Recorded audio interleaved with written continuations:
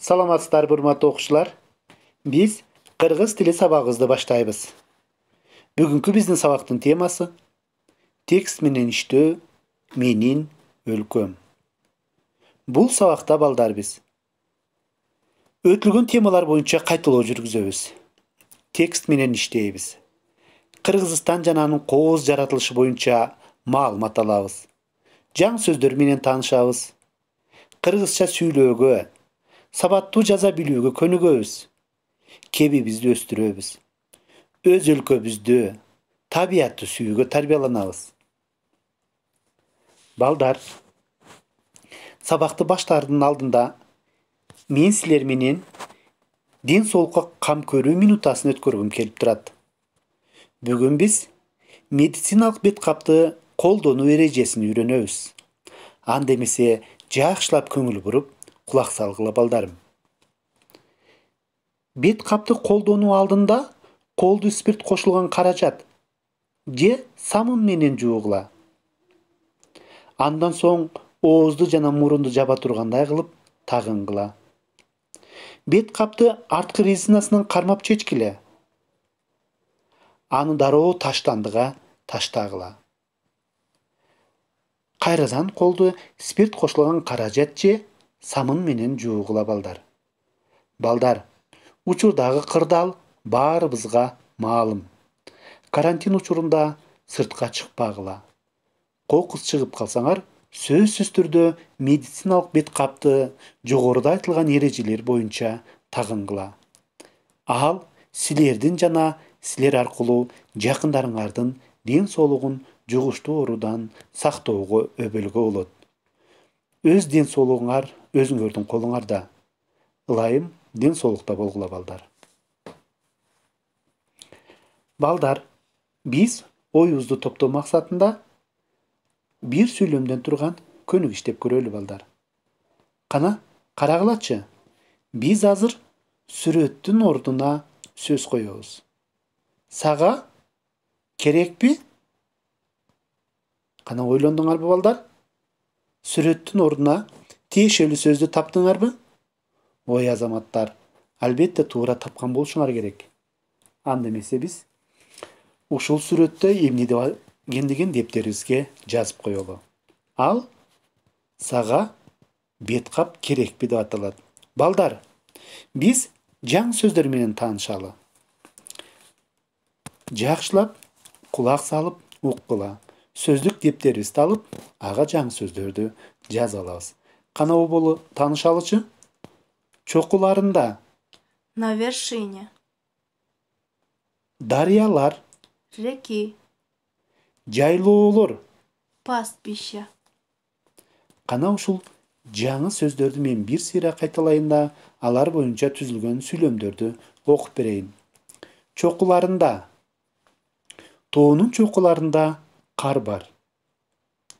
Дарыялар. Биздин өлкөдө дарыялар көп. Жайлоолор. Жайлоо абдан кооз экен. Балдар, жаңы сөздөр менен тааныштыңарбы? Аны сөздүк дептерибизге жазып алалыбы? Жазып алгыла. Биз сабагыбызды андан ары уланталы. Балдар, сүрөттү карап көргүлөчү. Бул кайсыл өлкө деп ойлойсуңар? Албетте балдар, бул жаратылышы абдан кооз, дүйнөдө теңдешсиз өлкө Кыргызстан. Карагылачы, биздин Кыргызстаныбыздын табияты канчалык кооз. Балдар, ушул Кыргызстаныбыз боюнча биз азыр текст менен таанышып көрөлү. Кыргызстан. Менин республикам Кыргызстан тоолуу өлкө.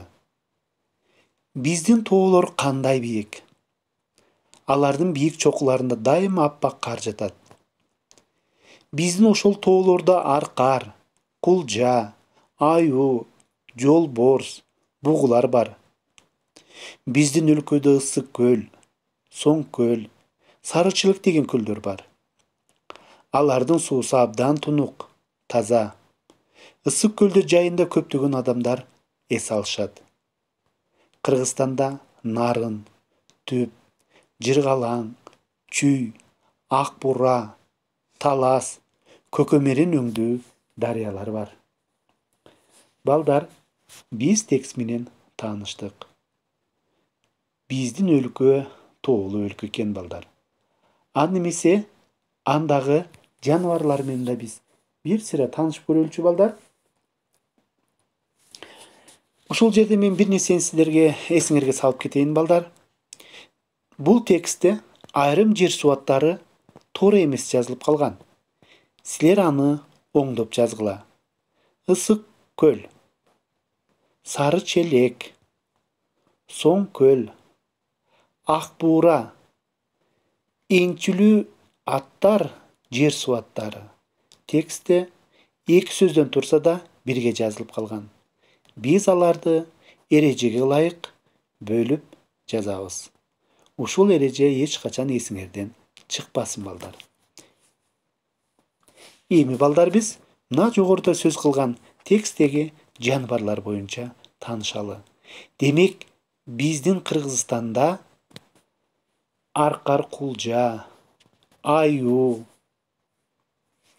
жолборс, бугу сыяктуу жаныбарлар бар экен. Ал эми көлдөрчү? Ысык көл, Сары Челек, Соң көл сыяктуу көлдөрүбүз бар. Мына ошол көлдөр өзүнүн сулуулугу менен башкаларды өзүнө тартып келет. Бул жерлерде жайкысын адамдар эс алышат. Балдар, биз текст боюнча суроолор менен иштеп көрөлүчү. Кыргызстан кандай өлкө? Азаматсыңар. Туура айтасыңар балдар. Кыргызстан тоолуу өлкө. Эми балдар, андан кийинки суроолорго тексттен өзүңөр жоопторду издеп табасыңар.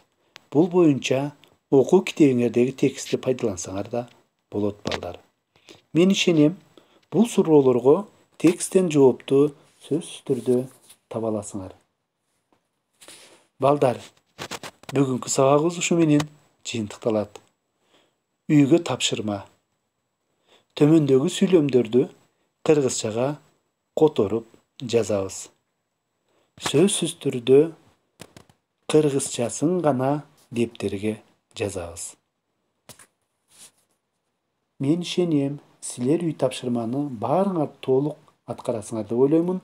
Жана WhatsApp аркылуу мага жөнөтөсүңөр.